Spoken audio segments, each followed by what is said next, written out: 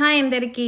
పప్పులేమి నానపెట్టేసుకోలేదా? లేదంటే సింపుల్‌గా ఎప్పుడైనా ఇన్‌స్టెంట్‌గా బ్రేక్‌ఫాస్ట్ చేయాలి అనుకుంటే చక్కగా మనకి పచ్చి కొబ్బరి ఉంటే చాలండి.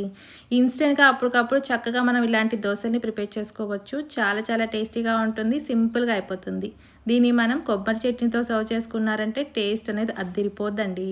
దీనికోసం కొబ్బరికాయని ఒకటి దాకా తీసుకొని తర్వాత ఈ కొబ్బరినంతా సెపరేట్ చేసుకొని శుభ్రంగా వాష్ చేసుకొని చిన్న చిన్న ముక్కలుగా కట్ చేసుకోండి. ఇప్పుడు దీన్ని పక్కన పెట్టేసేసుకొని ఒక మిక్సింగ్ బౌల్‌లో ఒక గ్లాసుడు బియ్యాన్ని ఒక గంట పాటు నానపెట్టేసేసుకోండి. మిక్సీ జార్ తీసుకొని ముందుగా కొబ్బరి ముక్కలు, అలాగే దీంట్లో 4-5 కారానికి తగ్గట్టు పచ్చిమిరపకాయలు వేసుకోండి. 2 అంగుళాల అల్లాన్ని చిన్న ముక్కలుగా కట్ చేసి వేసుకోండి. ముందుగా కొబ్బరి అంతా కూడా మెత్తగా గ్రైండ్ చేసుకోవాలండి. బియ్యం వేసినాక మనం కొబ్బరి వేస్తే సరిగ్గా నలగదు. ఇలా మెత్తగా గ్రైండ్ చేసుకున్నాక ఇందాక మనం నానపెట్టుకున్న బియ్యాన్ని అలాగే తగినన్ని వాటర్ వేసుకొని దోస బ్యాటర్ కన్సిస్టెన్సీ వచ్చే వరకు చక్కగా ఇలా మెత్తగా గ్రైండ్ చేసుకోండి. గ్రైండ్ చేసుకున్న మిశ్రమాన్ని ఇలా మిక్సింగ్ బౌల్లోకి వేసేసుకోండి. చూడండి, అవసరమైతే కొద్దిగా వాటర్ని అడ్జస్ట్ చేసేసుకోండి.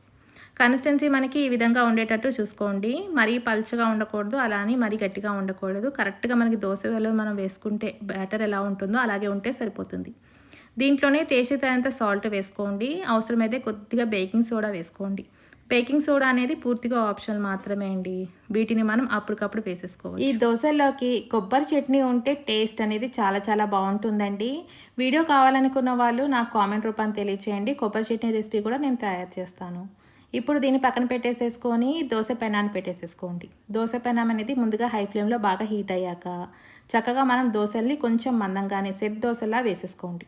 తర్వాత మీడియం టు లో ఫ్లేమ్ అడ్జస్ట్ చేసేసుకోండి. కొద్దిగా నూనె వేసుకొని అటు ఇటు తిప్పుకుంటూ బాగా ఫ్రై చేసుకోండి. ఈ సెట్ దోసల్ని మనం వేసుకునేటప్పుడు అప్పుడప్పుడు మనకు బియ్యం సరిగ్గా నానక కానీ లేదంటే పాత బియ్యం అయినందు వల్ల కానీ సెట్ దోసలు అనేది విరిగిపోతూ ఉంటాయి. అలాంటి టైంలో మనం ఒక టేబుల్ స్పూన్ దాకా మైదా పిండి కలుపుకొని చక్కగా సెట్ దోసలను వేసుకోండి.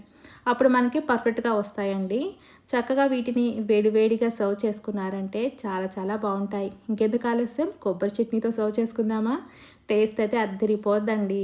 సింపుల్గా ఈ రెసిపీ చేసేసుకున్నాం కదా, ఇంకెందుకు ఆలస్యం, మీరు కూడా ఇంట్లో ఈ విధంగా తయారు చేసి ఎలా వచ్చిందనేది కామెంట్ రూపాన్ని తెలియచేయండి.